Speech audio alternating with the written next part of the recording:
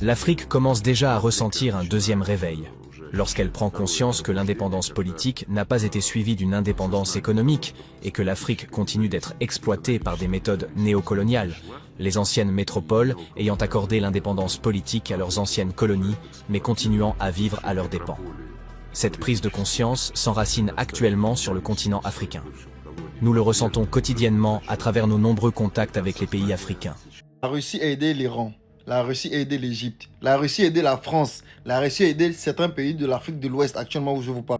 La Russie n'a pas un historique de colonial. N'a pas un historique de pays conquérant. La Russie veut un monde multiple là où toutes les puissances sont égales. Ça veut dire que tous les pays, peu importe la densité, peu importe la richesse de ce pays, peut donner son avis sur les décisions du monde. Justement ce que les Occidentaux combattent, car l'hégémonie occidentale veut toujours dominer sur le monde. Les Occidentaux veulent toujours avoir la même mise sur tout, comme aussi les Américains. Et c'est justement le combat là qui s'oppose entre le monde multipolaire qui est mis en avant par la Russie et le mouvement BRICS et l'OTAN, mouvement colonial, qui a justement un passé de colonial, qui a conquéri des pays par la force et le sang. Les Américains, on sait très bien qu'ils ont occupé les terres qui étaient appartenues par d'autres personnes. Et aujourd'hui, ils se revendiquent comme étant propriétaires de ces terres-là. Tout ça pour dire quoi? Qu'il y a plusieurs personnes aujourd'hui qui critiquent les Africains car les Africains commercialisent avec la Chine et la Russie. Ils disent que ouais, on a choisi un autre colon.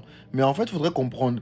Les Africains ont la possibilité de pouvoir choisir avec qui ils peuvent commercer. Si aujourd'hui les Africains ont décidé à l'unanimité de chasser les Occidentaux, c'est parce que nous avons constaté que le partenariat avec les Occidentaux ne nous bénéficiait pas. Il n'y a que les Occidentaux qui étaient bénéficiaires dans le partenariat que nous avions. Maintenant, nous constatons qu'avec la Russie, justement, quand le Burkina, par exemple, veut acheter des armes avec la Russie ne dit pas que non, je ne veux pas te vendre des armes. Le Burkina a de l'argent, la Russie vend des armes. Je me rappelle très bien que quand la France était présente au niveau du Burkina, au Niger et au Mali, les armées combattaient les terroristes avec des bois. Il n'y avait pas des armes. Et la France refusait même de vendre certaines armes à des pays africains.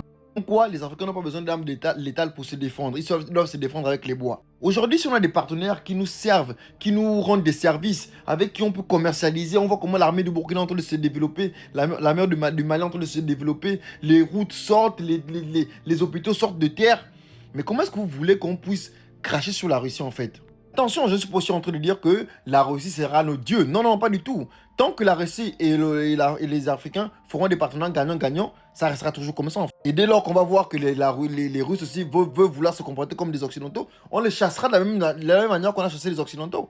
Merci de partager massivement la vidéo, s'il vous plaît.